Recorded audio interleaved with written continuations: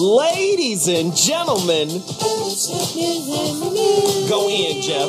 For you, for the soul freaking show. I ain't had a damn thing to eat, but it's cool. Talk about baby mama. Ladies and gentlemen, So What Morning's back in the building. It's Monday, and you know what that means. Another riveting topic from the So What Morning Show crew. We're back in the building. The number to dial, 855-878-4652.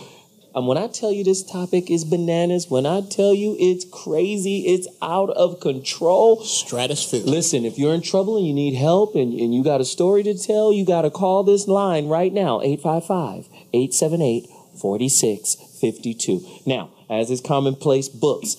I don't even have a lot of books today because the topic is so crazy.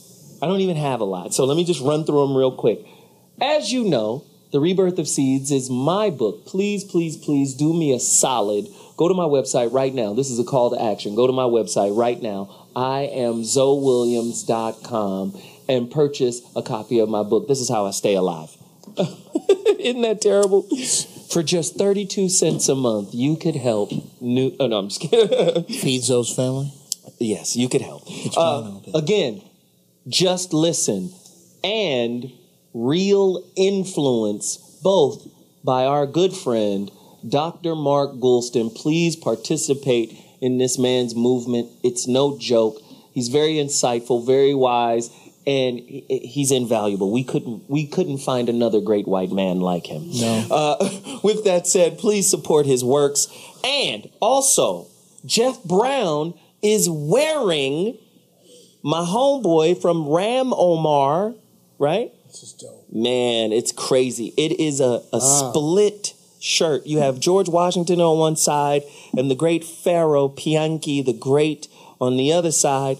And that's where black people are today. Yes. We were God kings at one point under the rule of our own kind. And now... You would swear your allegiance to me this day. No, but this is what's crazy. You know, the Egyptian kings saw themselves as God kings, right? Mm-hmm. Well, the Masons have risen George Washington to God status. The Masonic process is called apotheosis. It's a Greek word which means raising one to a God status, to a God level, or God making is what it actually means. To make one a God, apotheosis. So I like that. Let me see if I can use that in a sentence. Here we go. All right, damn it. Y'all gonna start doing what I say around here. It's gonna be some apotheosis in this bitch today. That means you're going to send them to God? No, I thought that was they were going to apotheosize me. No, Jeff. Okay, sorry. Please support my homeboy, Omar Buckley. He's an incredible designer. This shirt was sent here for Jeff Brown. You can't even see the bottom. Show him stand up. Show him the bottom. I lost my weight, so it says the return of the gods at the bottom. It's ridiculous, man. Just 60 days ago, the weight I was at, George Washington would have had a goiter in his throat. That would have been my belly out. Wow. And scene. Thank you very much for that foolery. Really quickly, this book. You guys have to go get this book as it pertains to today's topic, because I think a lot of people need a little help here. Here's a book right here. The Denial of Death. I'm not even going to tell you what this book is about. It's so cold. It breaks down our interaction as human beings. It's a philosophical, psychological book. I don't want to give it away. The Denial of Death, Ernest Becker. Please go get it right now. With that said, community empowerment segment. We have somebody on the line. I felt that we had to revisit, this topic, because at the end of the day, I don't think it had enough impact from last week's show. I'm bringing in Veronica Conway, the sister who created the neuro-linguistic program for reconditioning the black mind, to a neuro-linguistic program that undoes Jim Crow and self-hate. Wow. And guess what? I didn't tell you who it was narrated by. I'm going to let her do that. Veronica Conway, could you please go into the impact of this most valuable tool? Please talk to us. Hi, everybody. It is great to be here. I'm honored to be here. And so I just want to thank you so much for giving me the opportunity to talk about, this is my baby, this is my life's work, and this is my gift to the Black community. And what a gift it is. Yeah. So I want to start a little bit with my story so people have an understanding of why this is created. So when I was 5 years old, my stepmother laid me down in a bathtub. And she put me in this bathtub not because she was going to give me a bath, but she put me in this tub because our household was about to go into a gun showdown with the people outside, and she didn't want me to be hit by bullets. And that bathtub was the only safe place in the building in which I was living. So I was born the child of a former Black Panther. And you all may know that the Second Civil War in this country happened when the police went to war with Black people. Ooh.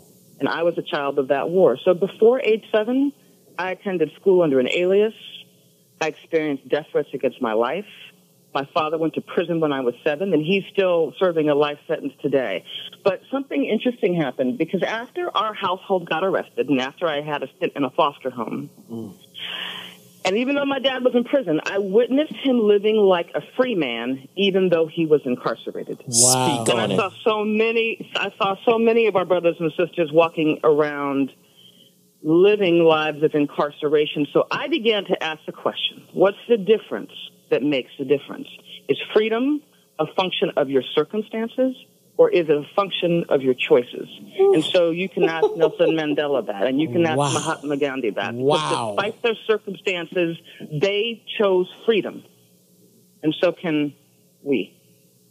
So I have a really deep, intimate relationship with freedom, and I have a deep, intimate relationship with the opposite of freedom. And so I decided to discover and really dedicate my life to understanding what it takes to have our people be free. And I'm talking about pure freedom, not the freedom that you think you have. I'm talking about pure freedom. So what makes you free and what incarcerates you? Inner incarceration has to do with the limitations that you accept as real. Ooh.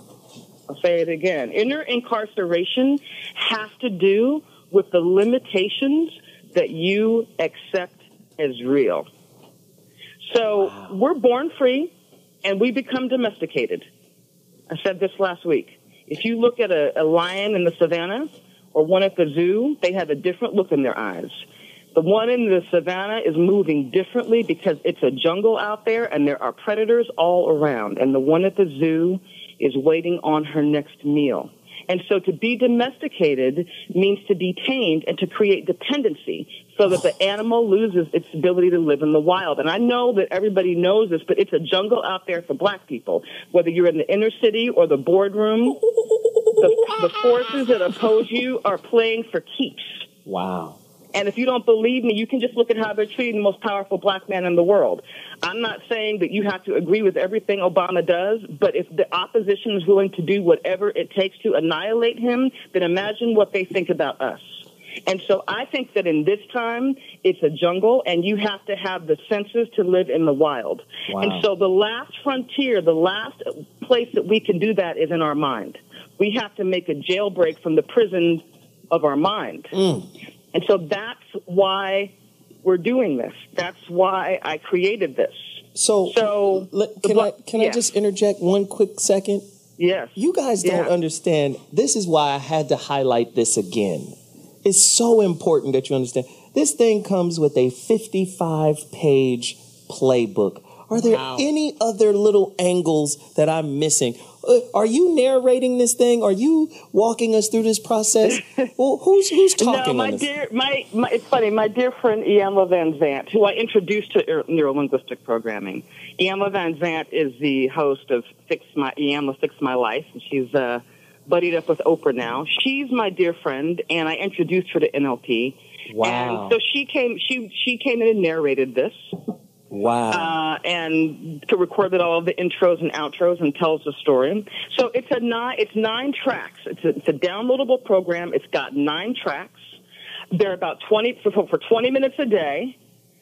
You can change your story. So the program deals with limiting beliefs. You can change your story in 20 minutes a day. All behavior comes from in 20 minutes a day. I designed it so that it takes very little time. You can deal with limiting beliefs. You can deal with inner conflicts. You can deal with procrastination. You can deal with goal setting. You can, any type of change that you want to experience in your life. The one I like, create with this. Veronica, the one I like is releasing the inner revolutionary. Oh, jeez. This is really powerful stuff. And let me tell you something. First off, let me thank Veronica really quickly. Let me tell you guys something. I'm tired of black people spending the most money in the world. We spend and consume and eat like nobody more else. than anybody, but at the same time, we cheap. Wait a minute, that shirt cost $99. I'm going to wait till it go on sale. No, you're not. We will kill ourselves to be in alignment with someone else's definition of success or someone else's definition of arrival. At the end of the day, this lady has created a concept, an idea, a tool. It's not a religion.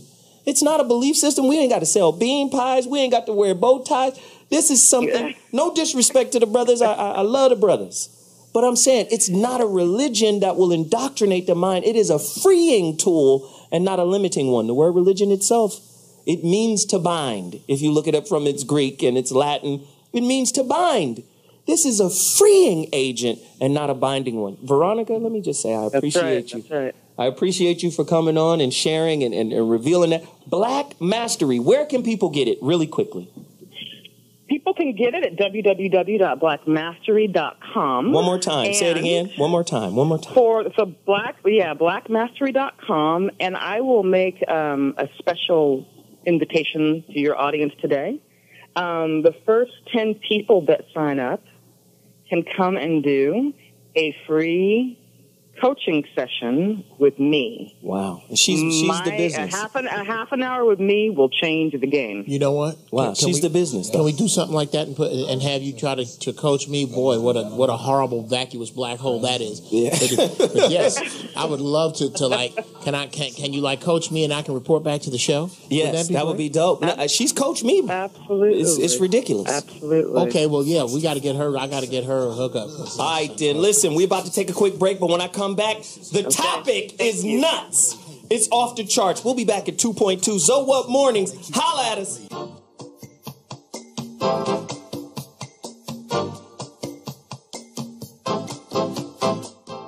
And one of the greatest tragedies in life is getting to the end of your life and looking back and realizing it was mediocre, and it didn't have to be that way.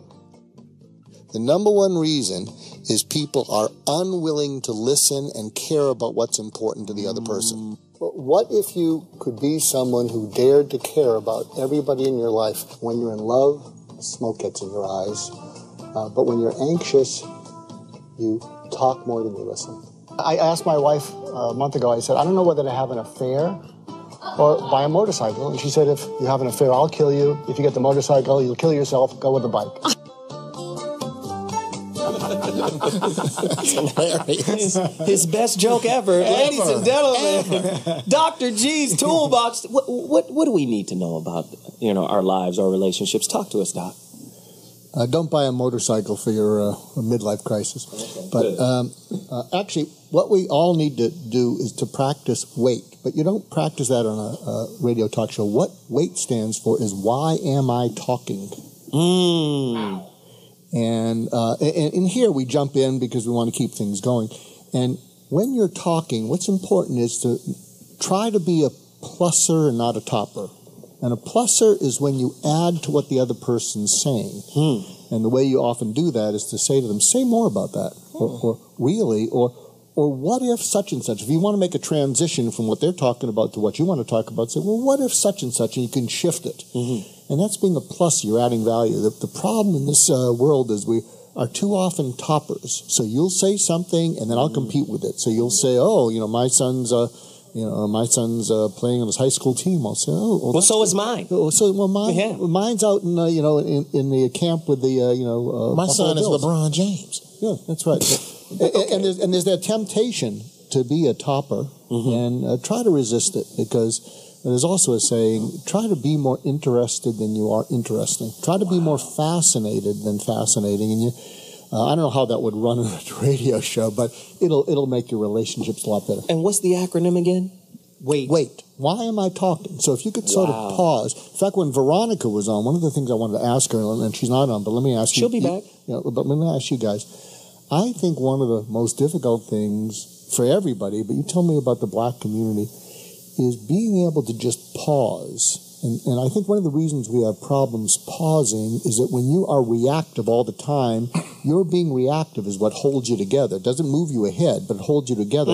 And I think if you pause, I think some people have this fear that when they pause, they'll start to come unglued, because what they are is they're in reactive mode. Wow. And that's what they're used to. It doesn't make things better, but that's what they're used to. I had to pause this morning. Yeah. Really? Yeah, there was a moment of pause. I had to... What happened? So pause it. I had a moment of that. So pause and wait. Yes. And that's a tip for the day. Very good. Dr. G's toolbox. Got to use it. Today's topic is going to be a tough one. This is why we start the show with Dr. G. He gives you some tools, and then we give you some pistivity so you can use those tools. Because it's going to be crazy. It's going to be crazy. Right. Today's topic, pay-per-view. Oh, goodness. Are you dealing with a co-parent who only allows you to see your child when you're current on your child support payments? A riveting look at the child support system and father's rights. Listen, if you're a dad having a problem, if you're a dad having an issue, get to the phone lines right now. 855-878-4652 is the number again. Today's topic, pay-per-view. Did you have to buy tickets to see your kid? Time's up, Daddy. I gotta go. Bye. What about the stripper window, Jeff? Yeah. Tell them about that. A lot of you horrible mothers got your kids in the stripper window, and your ex has got to sit there and put money in, and then the window goes up, and he spends time with the child, and then when his money starts to go down, he's, wait, baby, wait, Daddy, put some more money in, Daddy, put some more money in. That's terrible. That is terrible. I've got questions, and then I will introduce my guests who are in the building. We have an august panel that's going to drop hot milk duds on everybody rounds this part. Listen. Yeah, I got a movie like that. Can you be an advocate of father's rights even when your own child's father isn't a good one or paying one? I mean, so that right there, that's a heavy question. A lot of times revenge is the impetus, right, for why we keep these kids, right? Men do it too, but not in as vast the numbers. The numbers are crazy. Anyway, true or false? The family court system, Sean, you can talk to us about this at some point in the show. The family court system is reminiscent of a modern day slave auction block. This whole black single motherhood is turning us into breeders for the new privatized prison system. Somebody sent me that question. I don't know. True or false? 855-878-4652. How many children do you know that have been indoctrinated into the seemingly blameless cult of motherhood? Mom is right. All the time. Mom is right. Is motherhood beyond reproach regarding this situation? 855-878-4652. Do you think it's a good idea to start forcing women who collect child support to submit monthly receipts for their purchases? That's a big one. Would that be fair? I don't know, but the phone lines are hot. 855-878-4652. Is there such a thing as parental jealousy, where one parent is jealous of the relationship that the other parent has with the kids and then goes out to seek to damage that relationship because they don't share the same one? It's not as good, right? They might be viewed, because whenever you're raising kids in close proximity of mother and father, there's always good cop, bad cop in that dynamic. Right. So the bad cop might feel a little envious of the good cop's relationship and then seek to undermine it. Somebody call us, 855. You know the number, 878-4652. I've got another question, just one more, please. Just one. I got so many good questions, it's crazy. How is Anybody ever heard of the term parental alienation syndrome? I'm sure Sean has, right? Oh, it's going to be crazy. How is parental alienation syndrome, gaslighting, and Stockholm syndromes related? That's a tough question. These questions is crazy. Enough of the questions. Let me introduce the crew. You know Jeff Brown, comedian, intellectual, irritant extraordinaire. That's who he is. It's what he does. Funny, piss you off, make you laugh, nutshell, Jeff Brown. Then we've got Lord Whitey Locks. Lord Whitey Locks validates everything we say. No, wise man. We had to bring him in. Very intelligent, very insightful. A lot of people love him out here in the world, especially all of the contributions he brings to the show. Dr. Mark Goulston in the building. And a couple of my friends that I had to bring in that could weigh in on this topic.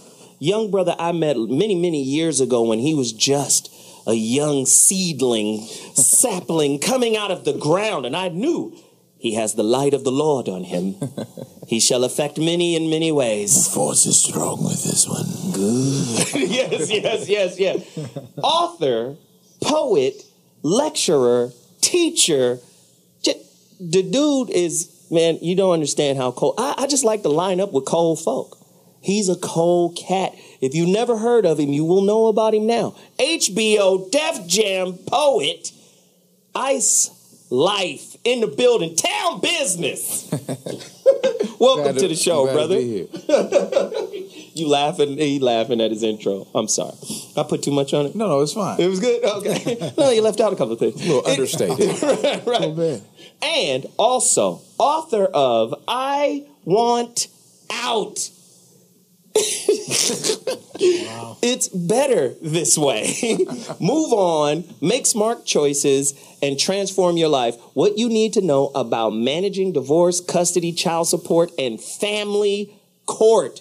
Sean Collison has returned to the Zoe Up Morning Show. Hey, man, we missed you. The last show you did with us, people, it's been reverberating for almost a year and a half. It's the only show I ever went on where people actually called me afterwards for business. They still hit me up like, what's the dude name? The mediator man? The man that mediates? Oh, you mean Sean? Do you need a brother in court with you? Exactly. Do you need to go before the judge? Well, call the brother with brush waves, the only lawyer in Los Angeles with the dope brush waves. I'm just saying, man, and a lot of people don't know his history. That's a bad boy. Oh, he's a cold cat. He's a legendary MC from back in the day. Oh, word? Most people know nothing of his rhyme history. Snatch the mic from the bailiff and put it down. Hey, got me 3 Facebook followers right now. Hysterical. So listen, you guys heard. You guys heard the questions. Pay-per-view. How many brothers, men, women? Because people say we're imbalanced. They say, you know, we beat up on the women. You don't have no horrible broads on the show, though. That's true. Let me ask you this. How is parental alienation, and this is for everyone, with all of the questions we've already asked, how is parental alienation related to the fatherlessness epidemic in America? They like to blame daddy for not being there, but parental alienation happens 80% to 20% in terms of custodial and non-custodial parents. 80% of all custodial parents are mamas. What are we doing? Talk to me, Sean. What's going on? Let's have clarity. First of all, parental alienation is not a legal thing. It is something that is coming up on the radar that is confusing the parties to think that I'm being alienated. So people look for excuses. Dad has to do his role as much as mom is doing her role. Right. There's a maternal role that has been sort of the absolute. The tender years will kill that theory. Men do step up, can step up. A lot of times men are soft-hearted. We don't want to come in as heavy-handed as the woman who will smack you in your head. But when it comes to the child, it is a joint responsibility. So the court does not really indoctrinate anyone into anything. you bring the drama into the courtroom. Mm-hmm. In my new book, I Want Out, people think that I'm referring to I want out of the relationship. This book is about dealing with the narcissist. You want out of the thought process. You want out of the madness. Yeah. You want out of the craziness. But sometimes in our generation, no one explains to you how to get out of that. So I come along to be of service and say, hey, let me flip you to this page on how to deal with the narcissist. Now, I'll tell you this. This morning, my cousin calls me at 6:30 this morning. He's on New York time. His girlfriend punched him in the eye. The baby's crying in the background. He paid rent money last night. She took the rent money, texted her boyfriend that I have the money, and punched him in the face.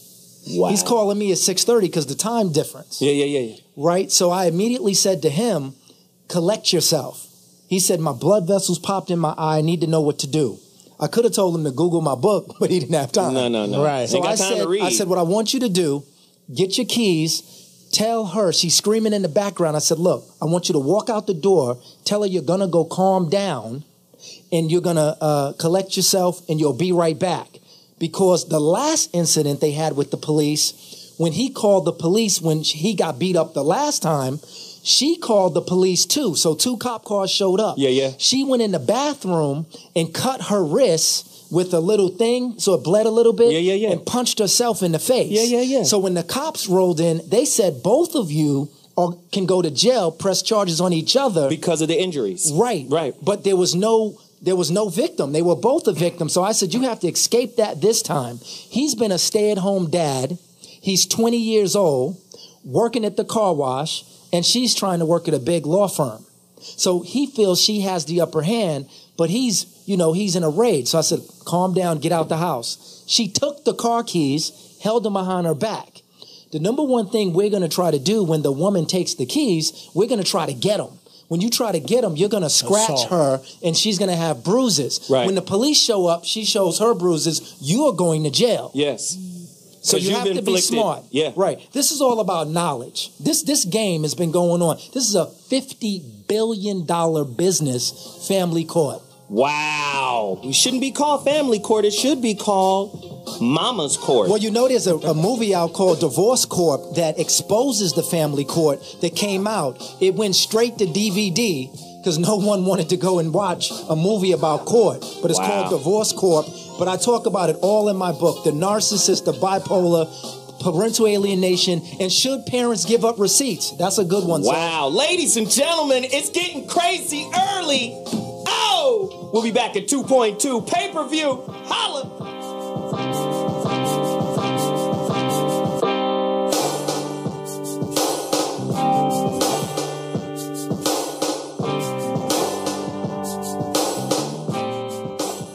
Battle over child support has landed a Houston man a jail sentence. Yeah, but what makes this particular case unusual is the man is claiming it's not because he didn't pay child support. He says it's because he overpaid his child support. Eyewitness News reporter Damon Fernandez is live at the courthouse to unravel this for us. Damon? Hey, Melanie, we watched that father walk into court back here this morning to turn himself in. He and his attorneys say they plan to ask a civil court judge to reconsider that order, sending him to jail over this controversial child support matter. Clifford Hall's child support issues began getting national and major social media attention after he and his attorney began speaking out this month. The 43-year-old father claims he was unfairly sentenced to 180 days in jail after allegedly paying too much child support and seeing his 11-year-old son too much. Court documents show a judge ordered Hall in contempt back in December after determining he owed for inconsistent payments over several months. Hall and his attorney say the state never notified his employer of a court-ordered increase. And once receiving notice about the arrears, Hall claims he not only immediately paid up, but overpaid. Hall says he's also being punished for violating court-ordered visitation by picking up his son early from school and keeping him too long over Christmas. Hall walked out of the courtroom during his last hearing and has been keeping a low profile with lingering jail sentences. I spoke with him a few days ago about his child support issues. I can understand if you're not doing, hey, whatever then. But if this is no way the best interest of a child. Not when you have parents that are active and involved in their kids' lives. KTRK legal analyst Joel Landrofi has a different take on Hall's child support troubles. He says it's... I want to give a shout out to my kids' real daddy. Thank you, government, for putting me on. I mean, you was the definition of a real father. Because when your kids is hungry, they have food stamps. Yeah, we shop at Walmart. Yeah, we shop at Publix. We shop at Winn-Dixie. When your kids need shelter, yes, you have housing. And you also have Section 8 for a lot of us. And when our kids fall, get hurt, or sick, they have Medicaid. Yes, we go to the ER. We go to the walk-in clinic, and we also can make a doctor's appointment. I get their prescriptions with no hesitation. Now, if that's not the definition of a real father, making sure your kids have food, shelter, and health care, I don't know what it is. So like I said, thank you, government, for being my kid's daddy, and thank you for putting me on. Wow. How did the bathroom become the local film site for all ratchet broads? Right. RNN, Ratchet News Network. It's devastating.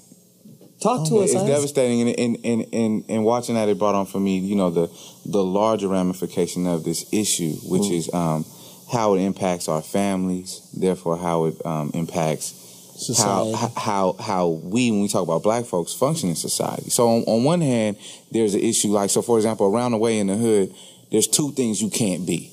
You can't be a hater or a snitch. Those are two things that don't ride in the community. Right. However, you can be a black man in our community not taking care of your child, and there's no stigma associated with that. Right. Nobody is like, oh, I can't be like, you know, this is my hater partner, we about to go kick it. Nobody want to do that. But we can all know that you got a friend that got 4 kids up the street he never sees, and there's no stigma associated with that. He can still come to the barbecue, he can hang out, and that's devastating. But on the other flip of it is this narrative that we just saw, where there's an aggressive, apprehensive, and antagonistic attitude from black women towards black men that I think that for the most part, black women are taught to look at black men through a white man lens, a racist white man's lens. So, you know, typically the white male power structure doesn't have an interest in you if you can't make him some money, if you can't serve his greater need, you know. And I think that we watch black women look at black men the same way, going, well, what can you do for me? What money can you provide? What entertainment? It's always can you provide goods and for me? services. Yeah. And then and that creates this callous in our relationships. And then when we go over to, and I appreciate what the brother said about having that men have to do their research. When we talk about black men, we associate the courthouse, any type of system, with the police. So the period, you know, and you know, nothing good comes of this, innocent or not. You could be innocent and well intended and go to jail, or get your ass beat, or be shot. It's this a major when you're like, oh, and I know it's not what you were saying, but the idea of just go to court and handle it. And we not equipped, you know. I think, but the end result is we are producing children and families that are in ultimate dysfunction, and that should be our reason for resolving this issue, so that we can thrive healthy. Exactly. That's what I think. Exactly. Jeff? A few things. One, I'm gonna have to say for my rant, because that was kind of dope that you just brought up. Thank you. Save it for the rant. Save it for the rant. Yeah. Okay. You stupid. I don't think we ever consider the court system as this thing where two people are going in and it's equal, and this judge is going. There are no scales. Yeah. No. There's no scales. So we never look at this way. I never walk into court going, okay, this is going to go. I've got a good shot. No. I've got a chance. And what? And you can't cop a plea in child support. Exactly. What this society has set up is something that is against nature. It is against nature for a father to care for, to provide for, to nurture around the mother, which is what you have to do. Because I can no longer love my kids through you, because you are this wall of hate. Jeff Brown, great concept. I want you to finish. How many brothers do we know, and this is for the panel, who has to communicate around the mom to the kid, right? Whether it's going through auntie, I got to call auntie to find out because me and mom ain't good. Or I got to call mama's mama to get in contact with the kid to find it because we not good. How many brothers you know, just to speak to that parenting around the mama concept? Go ahead. I was one of them.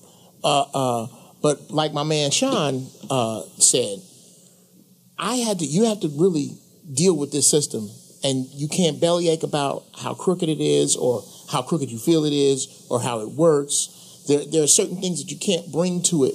You just have to deal with it. The not dealing with it. This fungus likes dark.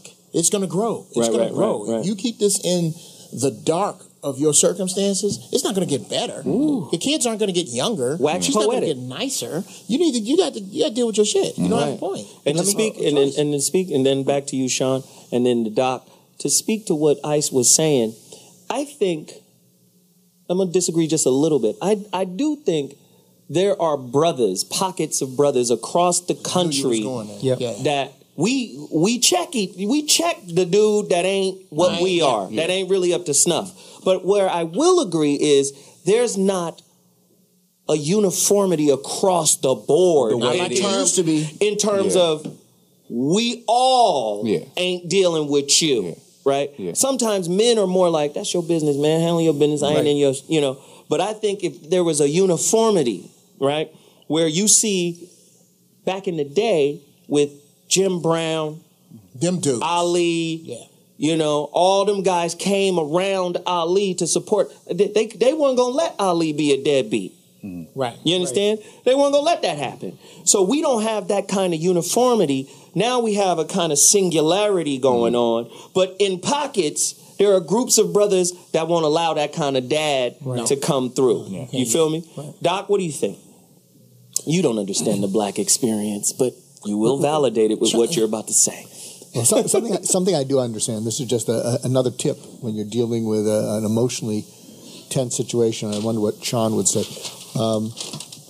Something that I tell everybody is actions don't respond to words. And a hostile voice is kind of like an action.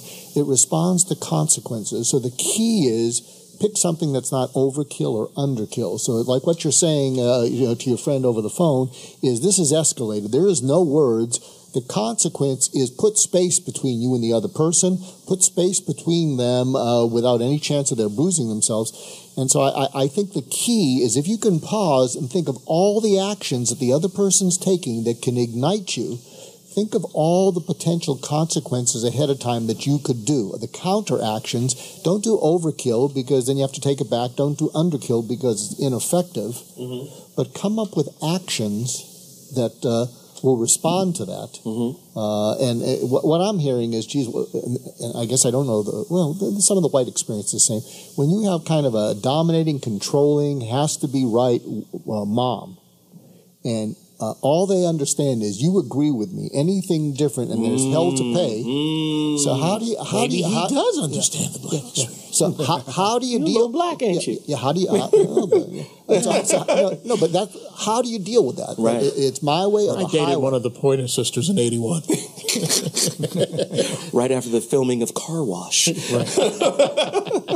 No, but I get your point. But what do you do when you don't have a point of view? Anything that's other than 100% agreement with their point of view means that that child's going to be kept from you and told that you're wrong. How many children are out there holding in what they really think and feel because they don't want to offend either parent? Oh my God! Hang on, Zoe. Can I just add? Yeah. And to the doc. See, when you're in a fight or flight position, your entire system is taken over. So when he called me this morning, I become the voice of reason. I'm the little voice that says, get out of the house. But back to you, Jeff, when you talk about no scales in court, there's actually scales. You know, the Lady of Justice, she holds the scales. Libra. And she's blindfolded. Here's the problem with family court. I'm explaining it to you one time. This is going to be deep. Go deep. The blindfold is for objectivity. It represents objectivity. That means if you don't have enough money, you're not from a silver spoon background, we're supposed to not treat anyone any different. Supposed to. I'm going to get there. Okay. The problem with family court is not a court of law.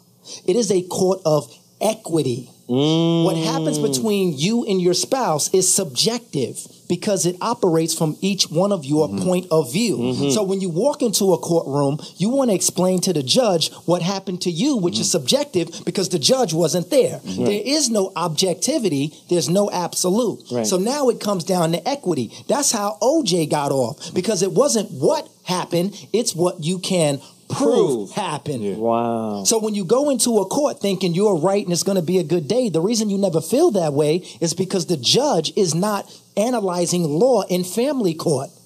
It is a court of equity. Wow.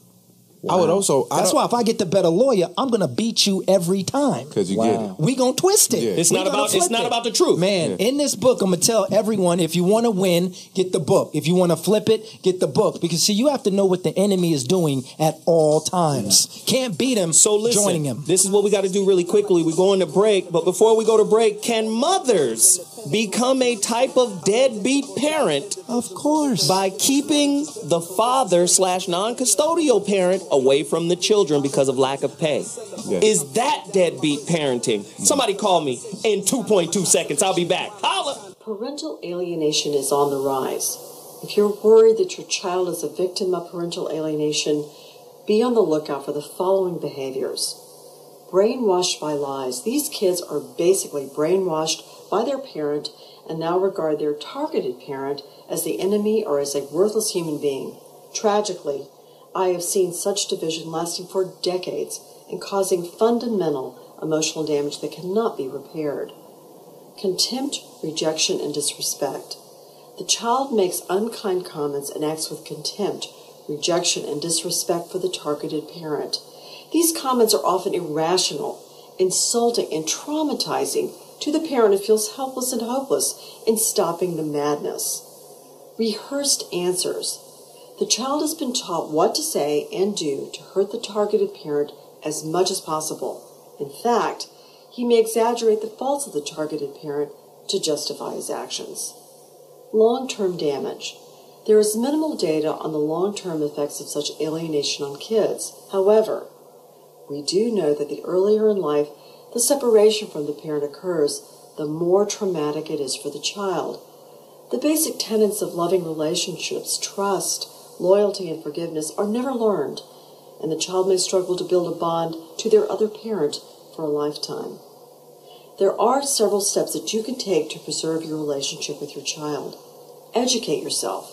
Parental alienation can be difficult to prove, especially in a highly intense forum, such as ongoing child custody battles.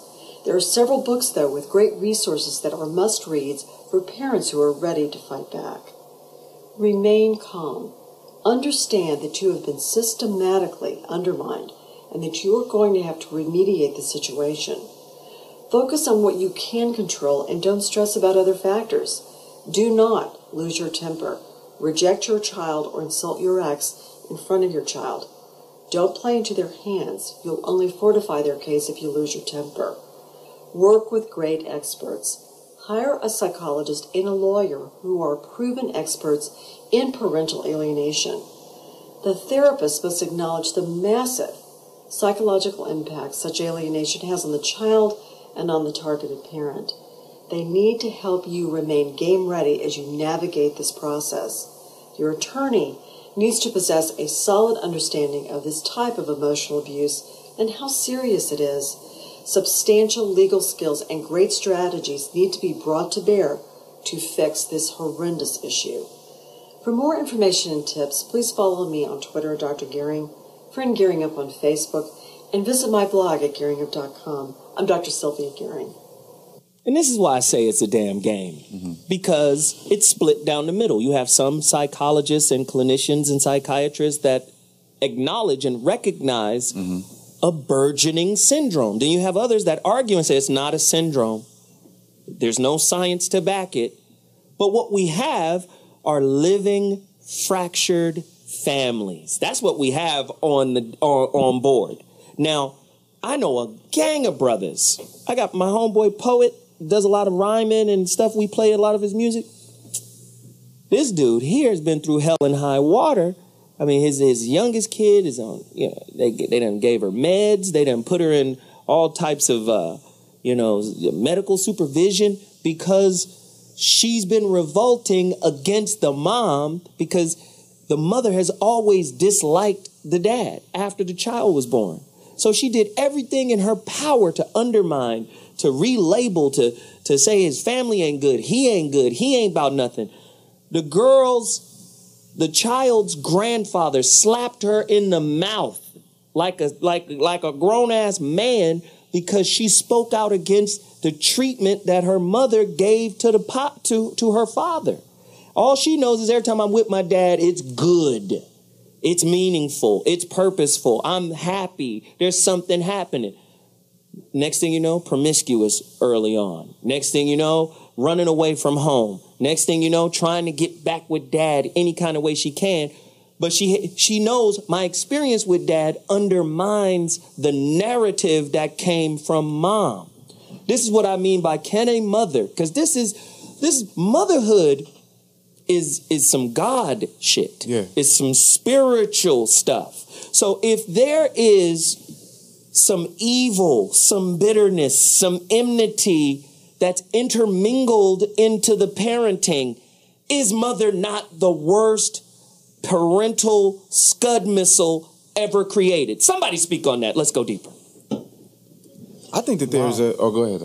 Well, I sent you something, Zoke. I got it. There's an article I wrote for divorcemagazine.com called Divorce Therapy, because years ago, I just do too many different things. I should have stuck with this. Years ago, sometimes the court or people would send me a divorcing couple, and it's pretty simple. In this article, what I talk about here's child A, and we got it up right here. Yeah. Here's child A and here's child B. Mm-hmm. And so when I meet with the couple, I'd say, I don't care about the two of you. I'm here because the court cares about your kids. So child A is focused. Child B is scattered. Child A can bounce back, is resilient. Child B quits. Child A is persistent. Child B bails. Child A is passionate. Child B is bored. Mm-hmm. Child A has some goals. Child B has no goals. Mm-hmm. Child A handles disappointment okay, and child B is easily upset. There's a bunch of other things. So the idea is, what I say to them is, I'm not here to see he said, she said, whatever. I'm here. What is each of your plans so that your child at 18 is child A and not child B? I don't care. Wow. And then how do we hold you? How do we hold you accountable to those things? And that's what I'm going to report back to the court, because I think most people would agree that child A has a better chance of succeeding and child B has a better chance of failing. And because you get into the he said, she said, and you're interfering, you referee, you get nowhere. And I would encourage men and women to apply that same model when choosing a partners. What I want, what I want our child, the child I have with somebody, to be like this or be like that. I think we are encouraged as men. Women have a host stigma that curbs their sexual enthusiasm. Or it's supposed to. Right, it's supposed to. Yeah. Well, what it does is, it's like, but men, we're just encouraged. Encourage, have sex. Go get them, Tiger. Go get them. You're a winner. Men get the pussy. Women give it up. So we're encouraged, and men, especially young brothers, making some fucked up decisions about who they having children with. Women too. Of course, it's two in the bed, not at the table. And I also would want to lace young brothers with some game to say that men set the tone of a relationship, and women facilitate that tone. So, for example, if you're hanging out with a woman, y'all, no baby in the mix yet. Y'all hanging out, y'all dating, y'all having sex, y'all cool. It's relatively casual. And one day in the car, she starts flashing about nothing. She starts yelling. Well, you said we were going to. That's a defining moment in your relationship. Absolutely. And the tone you set. If you turn around and you start arguing, the tone you've set is that's just how we do this. Argue. This is what we do. But if you turn to this woman and look at her and go, when you calm down, we'll have a conversation. So, what do you think? Some advice that I give couples before they go on to get married or whatever. I say to them, have 3 knockdown, drag-out arguments. And I'm not, I'm not talking about physical, but you want to see the other person at their worst before you get committed to them, because you're going to see it afterwards. And so is the other person have to be right at all costs and they humiliate you, get away from that person. But I think you need to argue, have 3 arguments where you see that a difference of opinion becomes a disagreement, an argument, but it doesn't become a fight or a war. Well, go ahead, Jeff. I tell you why I disagree with that, and this is because I don't. Hey, Jeff, you are never to disagree with Whitey Lots. Okay. Okay. Well, he's right all the time. Okay, I'll find a way to disagree. No. I don't know just what the hell to do with that. It's just a suggestion. Okay. Something I should have followed when choosing mates that I did not until the woman that I am with now, that I should have done, was this. I picked a girl up one day. I was late. I was writing on a television show, and we went long. So we were supposed to get together at 7. I got to her house at 7:45. I called her. I told her what was going on. She gets in the car. Her attitude is stank. I try to talk to her. She goes ballistic. She just gets real funky. I politely turned around and drove back to her house. I didn't say a word. I sat there until she got through. I said, tell you what, maybe there's an army of fairly intelligent, well-read, gainfully employed cats that ain't gonna whoop your ass, that is lining up to date you. And I'm in their way. I tell you what, why don't I let you deal with them for 60 days? And I'll call you. I'll call you.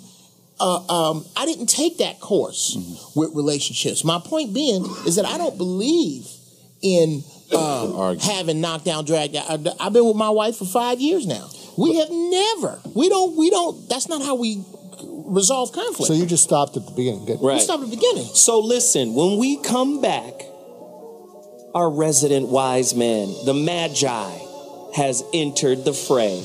Yes, he's a Magi. He's a Bobby.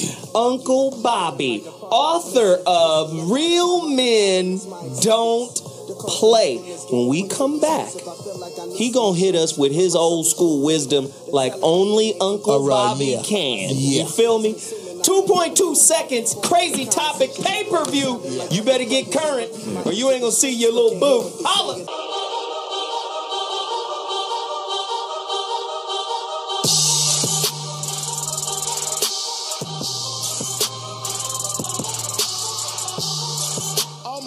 How he has a rap career is beyond me.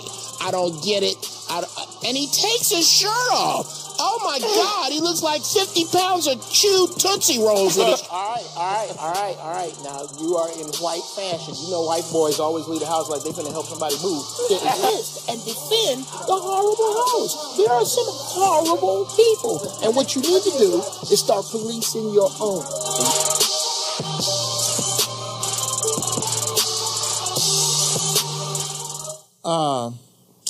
Those of you who follow us often and for an extended period of time understand that this is a subject that is near and dear to my heart about child custody and child support and dealing with parents. And I'm glad we got my man Sean here today. Collison, that's the dude. There are 3 things, take it from me, in my experience, that you cannot go into a courtroom with.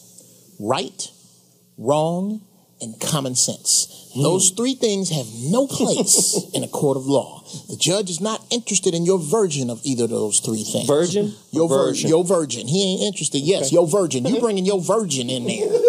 And she about to get it, okay? You have got to approach this, fathers, and this is to the fathers who are out there, just to make this as personal as possible. I just went back to court, and my child support payments for 2 children are now $16 a month. 16. Let me put it this way. If I give that bitch a 20, somebody owe me $4. Damn. The only way to get that was for me to ignore the fact that what it seemed like in court was that they were going, here, mother, Here's how you get what you want. You fill out this 20-word jigsaw puzzle. Father, in order to get what you want, you need to learn how to taxi, fly, and land the space shuttle, and it leaves in 20 minutes. Now, I can complain about fear of heights and how it's not fair, and how the hell am I supposed to get out to Edwards Air Force Base that fast? And I don't know nothing about a plane. Or I can get to learn about flying this goddamn space shuttle and get done what I need to get done. You don't have the luxury. You don't have the luxury of just saying, damn, this court system ain't shit. Damn, this broad is horrible. Damn, no, all that's over with. All of the, man, I shouldn't have been, and everybody telling you, wow, well, dude, you fucked her. That's where this came from. Yeah, what about now? Get to now and stop giving the women so much power. You give them a whole bunch of power when you don't figure out what you need to do. Do what you need to do. Pray. Ask people that's been in it. Buy this goddamn book. Do something. But sitting at the crib hollering about this broad is not the final answer. It just isn't.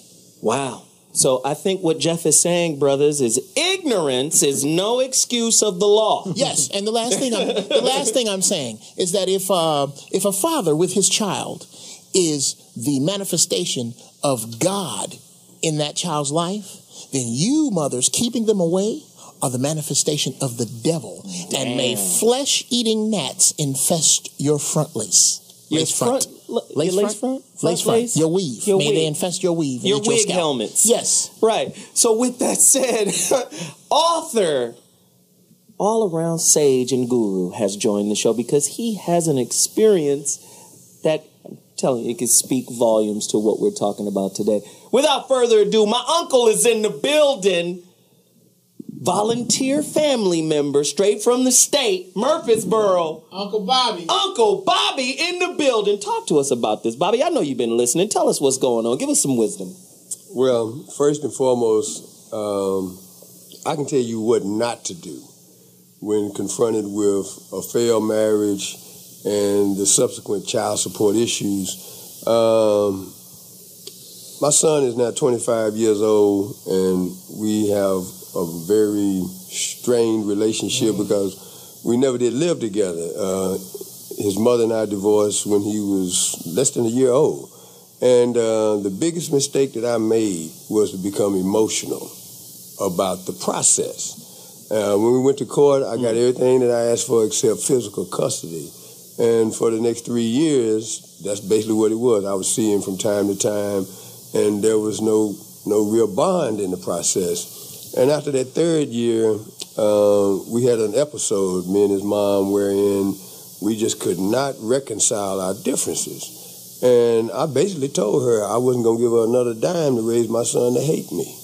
And I felt good about it at first. I mean, I took a stand, on principle. But what I didn't take into consideration was the impact that I was going to have, not only on him, but on me. Because I knew that she and I needed to have that discussion and put him first. And it wasn't going to ever be about money to me, because I had already gone through a childhood without a father, and I knew the impact that had on me. So it wasn't about making a financial contribution, because that wasn't really what I missed out on. I missed out on that learning experience, that exposure to the ways of my father. And the older my son got, the more he became, in many instances, me. Because the worst thing a child can ever hear from the mother is, boy, you just like your daddy. He ain't shit and you ain't shit. Tell it all. And you don't even know who he is, right? So I've talked to a lot of men, particularly the men in my book, Real Men Don't Play, because what happened is my own personal development was retarded because I didn't know really what kind of man to be. I saw different images that I was drawn to in my youth, but it's nothing like knowing who your father is, for better or for worse. Yeah. Because I have raised two of my nephews, and I used to always tell them, I said, look here, man, whatever you do, don't ask that question if you can get to your pops. Even if he rejects you, you'll know what not to be. Mm-hmm. And that's just as important as having positive role models. I don't even like using that phrase, role model, but real model, because you can draw from a wino what not to do, or a junkie or anything else. So as far as this issue is concerned and how I deal with it now is you have to fight for the right to be in your child's life. I got a partner right now going through this because he done paid the money. And it ain't about the money. It's about the instruction. It's about the exposure to male tendencies and male predilections that children without fathers in the household suffer the most from. But then again, that's a great point, Bobby, that you bring up. I think we played a video earlier, the sister with the blonde helmet on, talking about how the government is her kid's father, and that was an example of a real father. So I think the narrative has to change with regards to that. Like, at the end of the day, the presence of a father to his daughter or his son is worth more money than you could get, because what happens is, like I tell sisters all the time, 23 chromosomes from you, 23 chromosomes from him create the 46 to his story. Just look at them as chapters in a book. If you keep him away from those 23 chromosomes, it's 23 chromosomes in a book he hasn't read that will reveal to him who he really is. With my son, my oldest son, I reveal all of my flaws to him. And I put him in a seat to say, how did I handle that? Did you see how I acted out? Who am I in that moment? And my son is like, well, you know, I'll tell him, grade me. And he'll say, no, Dad, you could have handled that differently. But then I say, why did I put you in that seat, New? What is he? Well, because I know at some point, maybe not the same kind of situation or circumstance, that I may find myself with the choice to respond as you did or in a better way. And I say, that's the only way I can teach you is by failing in front of you and being open for you to critique me. See, so that's beautiful, and I think part of the issue is that most black women are not even imagining or ever by themselves not being raised by a father, a proper man, imagining that when they take their son or daughter away from their father, that they're taking them away from that experience. And I think, again, there's an article I wrote for Huffington Post called Kicking Black Boys Out of Class, Teaching Black Girls a Lesson. Great article. I read it. Right on, bro. And that piece is about how black women are indoctrinated at 8 years old in how to see and what there's no expectation for brothers. And another thing that isn't popular to say in the barbershop is when you see, remember back in the day, a woman get mad and bust out your window, slash your tires or some shit, you know. Why is she doing it? She's doing it because she can't beat your ass.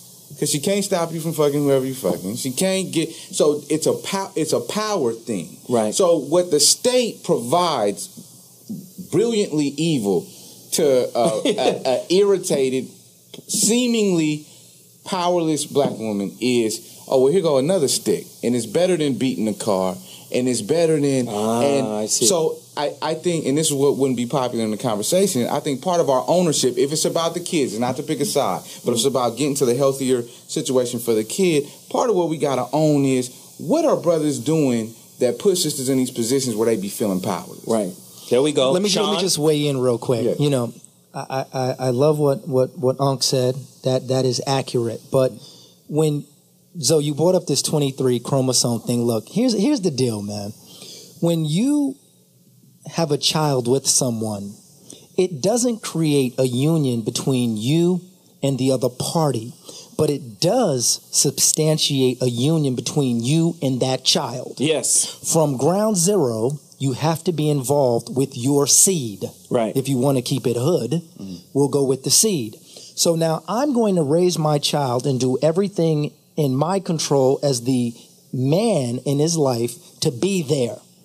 If we don't work out in the so-called union that you subjectively think that our having a child created, right, now you're lost in translation. Right. Because my obligation is to the child. So I'm going to raise the child. When we get to court, I'm going to be able to say, I attended every doctor appointment. Yeah. I went to every school PTA meeting. I know the teachers. Absolutely. You have to be involved. You can't wait to the court date and come in there with 3 or 4 witnesses and your cousin and 2 other people talking about, I deserve to be in the kid's life. He tied his shoes once. Jeff?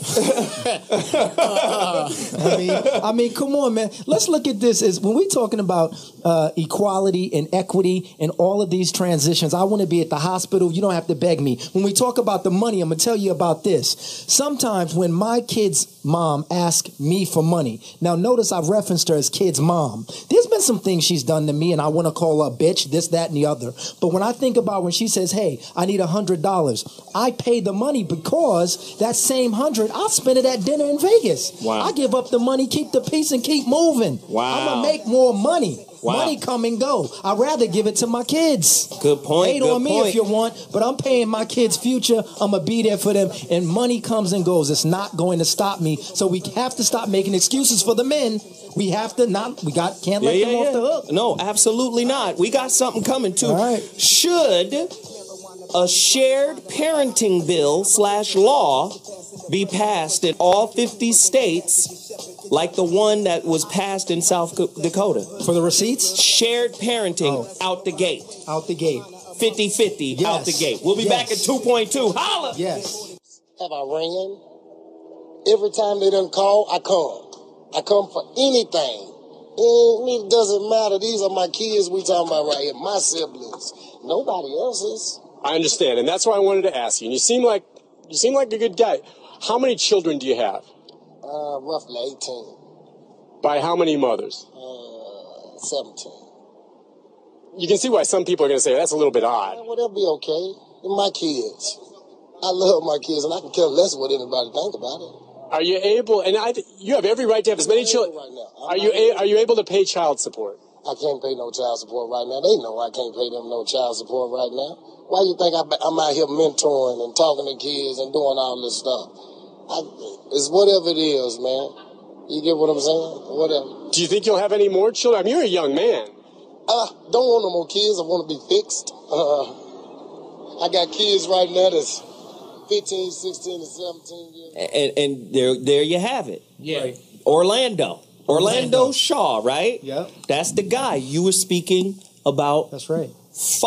Paternal responsibility. And right there, I mean, that's an example. He said he's holding it down. He said he's holding it down. He can't find a job. He got a lengthy record. He would have to be the CEO of the Lakers, Coca-Cola, Samsung. He'd have to have all of those jobs. Magic would go broke with 18 kids. You feel me? So again, to speak to paternal irresponsibility, you're 100% right. We do not want to give black men or any man a pass. However, you do have to acknowledge the circumstances, situation for black men in America is pretty sticky. You know, if you don't come through school, college, and then into the professional world, if you don't come through that little tunnel without a hiccup, you're already planned out to be a statistic. It's already set up for you to fail in that. Either we're going to make money with you as our employer or employee, or we're going to make money off of you in the system that waits for you to fall off. That's just what it is. Dr. G had a point that he wanted to make that I thought was very profound, and so does Ice. Doc? Yeah, sometimes you just don't have contact with your kids, but that doesn't mean you're not thinking of them. And so something I've suggested to that parent, instead of just thinking about it all the time and just obsessing about it, is start a journal with each of your kids' names, and when you're thinking about them, write down some of what you're thinking about, and collect that, and don't just be venting at your ex. Be writing about missing your child and would have liked to have seen them, and then when they turn 18 or 21, you give it to them, and That's a great idea. Give it to each of the kids, and do something like that. Right. Something else though you triggered in your last comment, which I want.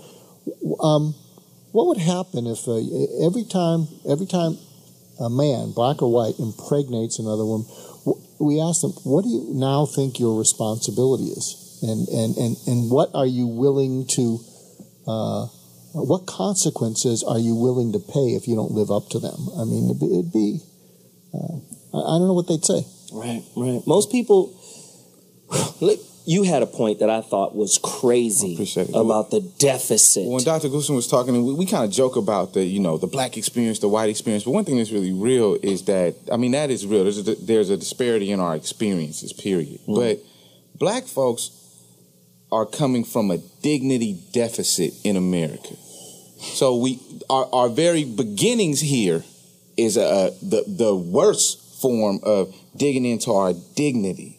So from that, we're dealing with a dignity deficit. So when that argument begins, when that fight, when that disagreement begins, we're not just trying to win that argument. We always find ourselves trying to grab a piece of this dignity shit that's been taken missing from us. Yeah. So we arguing, me and Zoe could get in an argument right here, but it might be about really how the police just punked me on my way here. Right. How, he might be dealing with an issue, and we bring all that to the table in our relationship. So then when we go in the courtroom, my grandpa used to say, man, if white folks got a cold, black people got pneumonia. That's what we do. So if the general state of family, custody, marriage shit is fucked up in America, then black folks experience, particularly trying to mimic and stay up with white folks experience. I listen to black people say shit like, oh, we co-parent. Fuck you. That whole thinking of like co-parenting and all, I don't believe it. That's not natural to how we are. Even in, I believe, culturally amongst us, with our whole families have to be in this conversation. This story you just told about New York at 9:30 this morning, that woman should be having to think about, man, if my grandpa know I'm doing this shit right now, there you go. And we don't have that. So we come from a dignity deficit that impacts the way we and anybody, and the village has been destroyed. No matter what your color is, if you white and you're a judge or a lawyer or a social worker in this process, and you white and you look upon black people absurdly, it's important to understand that we dealing with a dignity deficit that impacts us. And that's a great point. Bobby is here, and then we got to bring in our guest. Bobby, speak. Yeah, he just sparked a thought in terms of grandfathers and fathers. There was an episode a couple of years ago that I was involved in, and I was able to go to this young lady's father, not the police, and say, man, you need to talk to your dad, to your daughter. And because of her relationship with her father, we were able to circumvent the courthouse because there was some courthouse issues. Damn it, Bobby, we live in the same life. Dude, seriously, my ex's dad came to me. And we talked it out on some man business. That's beautiful, man. Yeah. But the evil of the mama side came on a whole nother dance. But I got you. Oh, that's the way the village is supposed to work. Something I really encourage fathers to do is you have got to fight to have that child in your life as much as humanly possible. I now have 50% custody of my children, my young children. They live at my house for a week. They live with their mom for a week. So they can see the good and the bad of both. When you have a child that's just getting a glimpse of what your life is like and then get 90% of how your daddy ain't shit. Right. You add that up over 18 years. Oh, it's terrible. It's horrible. It's horrible. Listen, more Bay Area activity. The sister who was on the show at the beginning, she back, who laid out the NLP Black Mastery Program. I'm telling you right now, if y'all don't go get the NLP Black Mastery Program, just stop listening to the show. Because I'm tired of presenting tools that actually we can use and become better for using them. I'm not presenting them for entertainment. It's not entertainment. This is really a serious effort and push to change the dynamic of our experience here in America. The sister is back on the line. And before I introduce her, I just want to say this really quickly. I applaud all of the sisters, the mothers, the single mothers out there who take the bullshit from no good fathers, right? And keep the ills of his ass away from their children. There are a lot of sisters out there that ain't speaking bad on their kids or on the father to their children. This is one of them. That's why I brought her on the show. Veronica Conway, back in the building. What's up? Hey, good to be back. Talk to us. Please give us an example of what it means to be a sister in a bad situation, yet still did the right thing in terms of the father and the kids, not downing him, not breaking him down, not putting him in a system. Talk to us.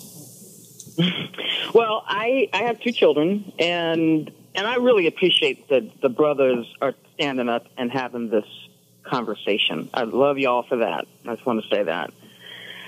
I have 2 children, and when their father abdicated his responsibility around child support, around exposure, I probably had every opportunity to put him in jail, deny him visitation, all of that, because according to the court's definition, he would have been found, they would have put him in jail.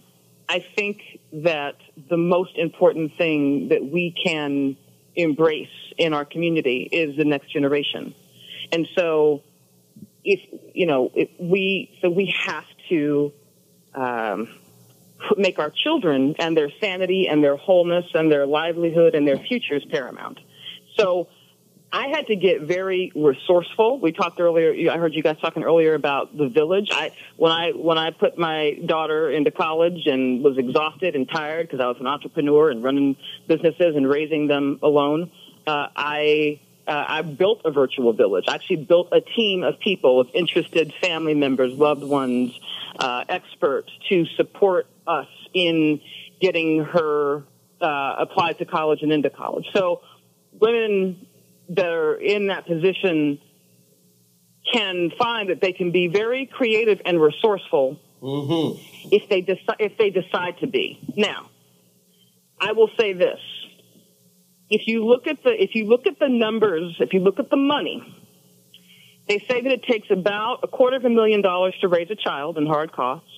It takes about $60,000 a year of parenting, like if you were going to pay somebody to do the activities of raising a child rearing, it takes about $60,000 a year for women and about $20,000 a year for men to raise a child, meaning all of the responsibilities and tasks. So that means that for every child that's born here in America, you're looking at about $2 million. And condoms cost $3.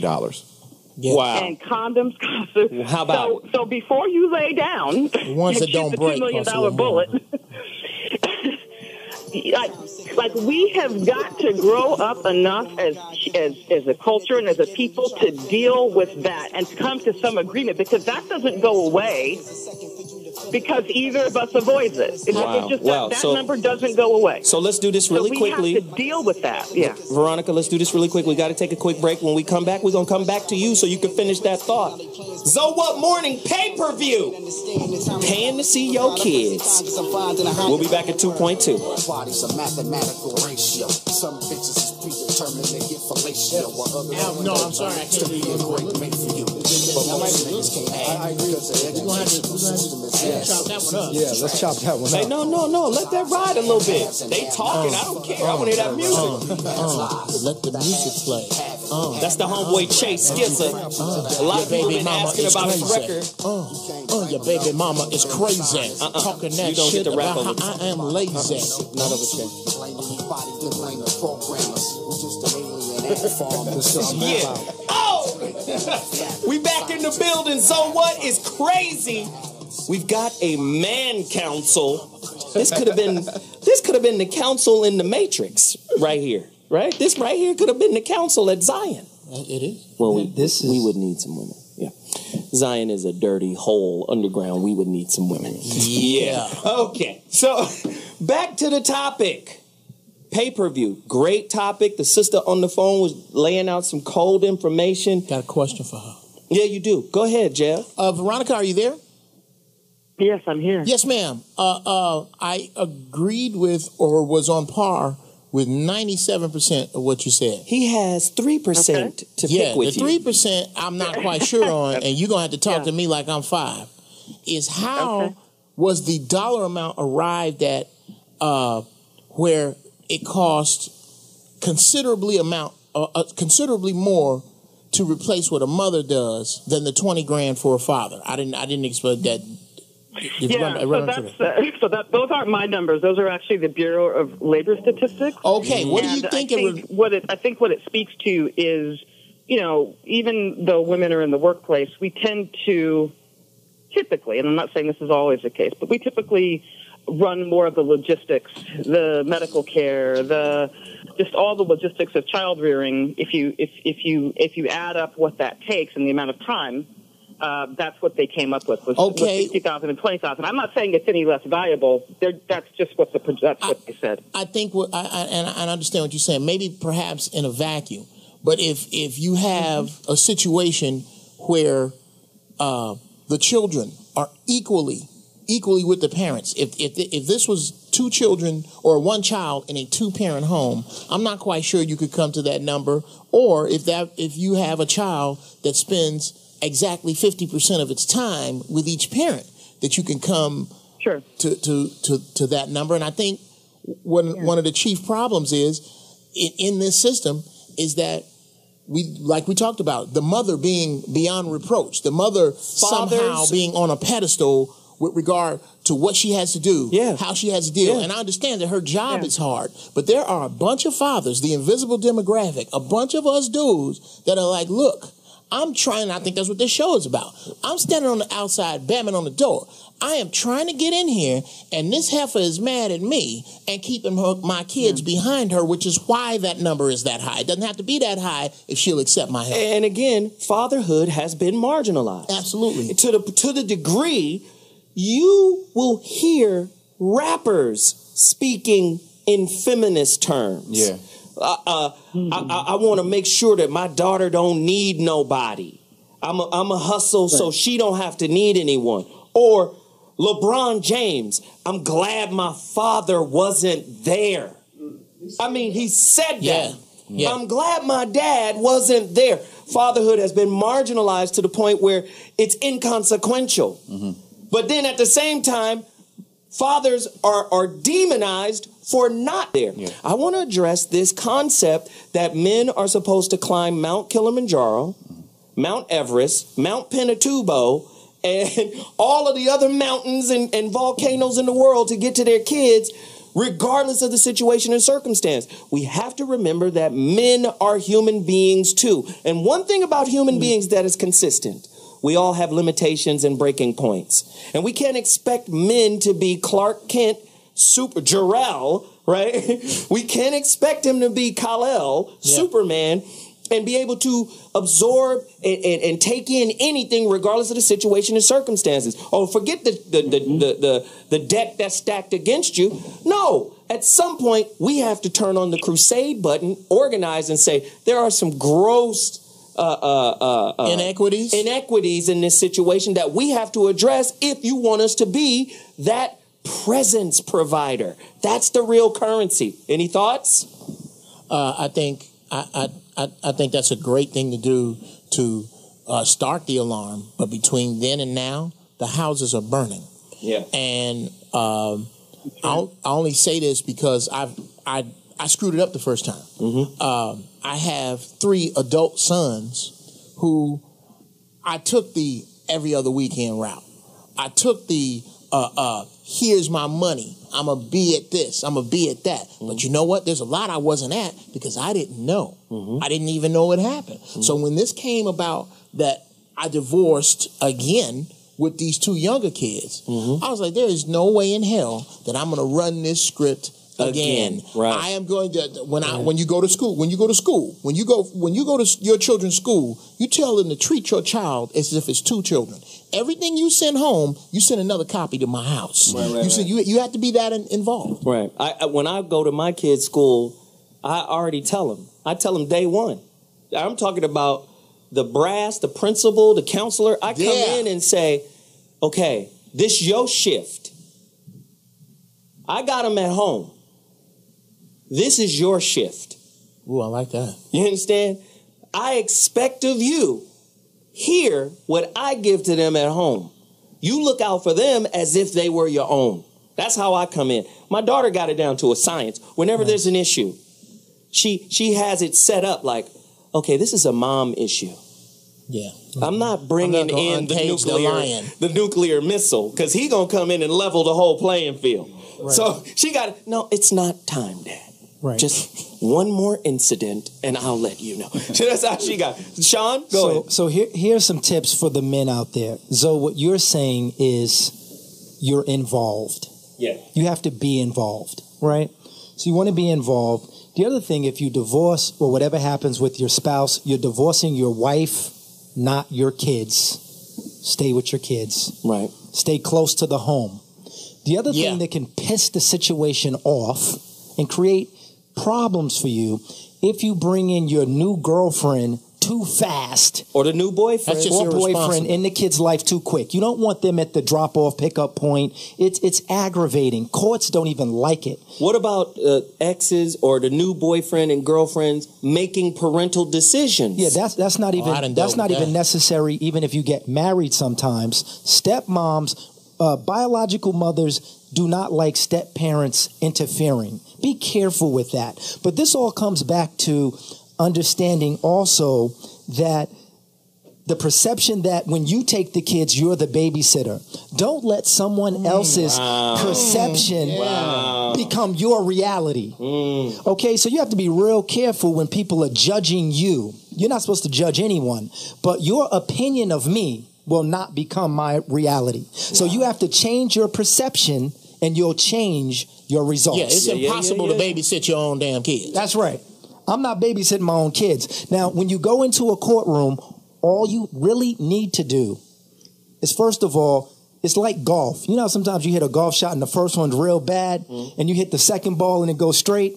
That's how you have to use your mind. Use your second thought as your first swing. Ooh, there we go. Don't swing. Don't go with Let the first swing go. Let it go. And then come with the second one. Come back again. Yes. Come back smart. So knowledge is not power. Do you know why? Because knowledge without action ain't nothing. It's the implementation of knowledge. Yes. What I'm trying to say to you is there was no book on parenting. So when I go to court, and I'm in a courtroom 3 days a week, I'm a mediator. And I come in to mediate celebrity cases, this, that, and the other, paying me hundreds an hour. One time they paid me so much an hour, I looked at the bill and my partner said, "Is that your name on the top?" I looked at him like, well, it ain't yours. Right. The bottom line is believe in yourself. That child is yours. Be involved. Get to the school. Do education. Do the doctor. Talk to the other parent with respect. You don't owe them nothing else. But at least give you some respect, because you have to remember you're going to reap what you sow. Let's do it really quickly. Website, Facebook, Instagram. Sean, follow me on Twitter at Sean Collinson, SeanCollinson. I also have a program, DivorceDoctor.tv. Easy. So DivorceDoctor.tv. DivorceDoctor.tv. My new book is I Want Out. It's better this way. That just means you can't get along. Go back to where you can get along. It's like a computer. You ever have a computer crash, but you can reset it to the date it worked? Yeah. There you go. Ice, where can they find you? What's happening? You can find me online on Twitter at IceLife. That's ISELYFE. In closing, I want to say that this is not normal, and I want us to not normalize the idea. Go. We not normalize the idea. We deal now with relationships like a car. Like eventually a car will break down, it's gonna be fucked up, and then you got to. The hope is that you can engage in relationships. We're glad to have beautiful mechanics like the brother here who can work it out if it breaks down and get you something new. But we don't want to normalize. It's not. We don't want to normalize the sickness. It's not normal. You should be able to have relationships with people, and if you're gonna have children, be a loving relationship that works out, and y'all don't end up in front of somebody telling you how to run your life. So I end with that. Go. No, but where can they find you? On Twitter, at IceLife, ISELYFE, or at IceLife.com, ISELYFE, or search for me at Huffington Post or RollingStone.com. There you go. And Doc, talk to us. You got tips. We need them. Yeah, a couple tips. Something about this dignity deficit. I think that's related to being reactive instead of proactive. People who are reactive to life lose their dignity. So something you can do as a parent. Something you can do as a parent, and try and do this every morning. Everybody in the family makes a commitment to that day. We're all going to face something today that frustrates us, and none of us are going to make it worse. We're going to take the hit, and then we're going to report back how we learned how to take the hit without making it worse. Second thing is we're all going to do something hard today that's difficult, and we're going to hang in there instead of quitting. Wow. And let's report back at the end of the day, and let's root for each other, because otherwise you get into the blame, complain, excuse cesspool. It is ugly. It is undignified. Wow. Jeff Not Brown. productive. Check me out on Facebook. At the House Parenting. Yeah, at the House Parenting. Hook up the new Jeff Brown Fan Squad for those of you who want T-shirts. And They love Jeff. The soon coming book, Jeff's Brownies, coming out very, very Jesus. soon. And of course, my Uncle Bobby. Where, how they connect, what they do. At Glanton Smith, GLANTON SMITH. That's the Twitter handle. www.realmendon'tplay.com. And Thursdays, Real Men Don't Play Show, 6:30 p.m. PST. This Thursday, I got two brothers in studio who changed the game of tennis. Richard and Fred Williams. They taught Richard Williams, the father of Venus and Serena, how to play tennis. He'll be in studio at my show, Real Men Don't Play Show, on rmconlive.com. There you go. Listen, we got to take a quick break, and when we come back, we're going to wrap up the topic. This was nuts. It's not designed to answer all your questions, but it is designed to make you think. That's the purpose. We'll be back at 2.2. Holla. Ladies and gentlemen, the final thought has arrived. My brother Ice, my brother Sean, my Uncle Bobby, my good friend Dr. Mark Goulston, he's a brother too, and of course my brother Jeff Brown. Listen, this is what I need everybody in this listening cipher to hear. Please don't forget that your internal unresolved toxicity is parenting too. And a lot of times we forget that. That internal toxicity, things that Sean said, sometimes people come to the relationship and they have these expectations. They think everything is going to be good. I think it was Ice who said that. And that's not what it's for. Relationship is a hospital for the soul. Whatever is unresolved will manifest itself through that union. And the children will learn from what is manifested in that union. Your toxicity is parenting too.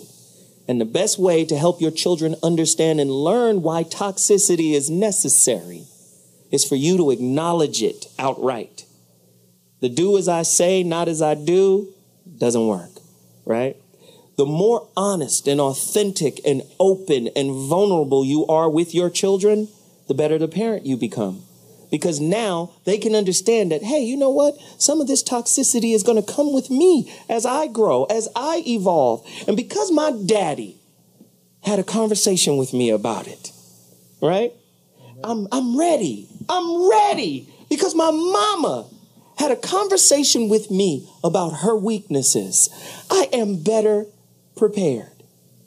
Sisters, mothers of every ethnicity, don't have an impossible expectation for the father of your children if you don't have the same impossible expectation for yourself. You can't expect him to go through hell and high water, slap box with the devil, and you don't want to do it. There was a story out there where there was a sister who refused to teach her son life skills because she thought it was the job of his father. And because she had that grudge, that inflexible belief system, right? She didn't teach him anything. She waited to teach her daughter. Her daughter is prepared for the world, but her son wasn't. That's bad parenting. That's abusive. Listen, man, this is a quantum kind of relationship. Anything left unresolved will manifest itself later on. All right? This is a hologram. You can't hide. If you're a bad person somewhere in your life, that toxicity is going to manifest itself in some way, shape, or form in your parenting. I'm just saying, man, we have to do better. As a family unit, as a collective, we should not take relationship and baby making lightly. We shouldn't. Family building, we shouldn't take it lightly. This is our posterity. This is our legacy. With that said, Zoe Williams' final thought is over. But I appreciate everybody who participated. Please go out and get Pistols and Prayers by Ice Life. It's on Amazon.com. Pistols and Prayers, a collection of prayers, poems, journal entries, rhymes, and antidotes. You gotta support Ice Life. Support my man Sean Collison. I Want Out. Support Dr. Goulston. Just listen. Real influence. Support Bobby. Real Men Don't Play. Support me. The Rebirth the Seeds. And honestly, go get the Black Mastery NLP. Please go get that neuro-linguistic programming. It'll change your life. It's changed mine. I appreciate everybody. We'll see you next week with another barn burner. So what mornings, deuce!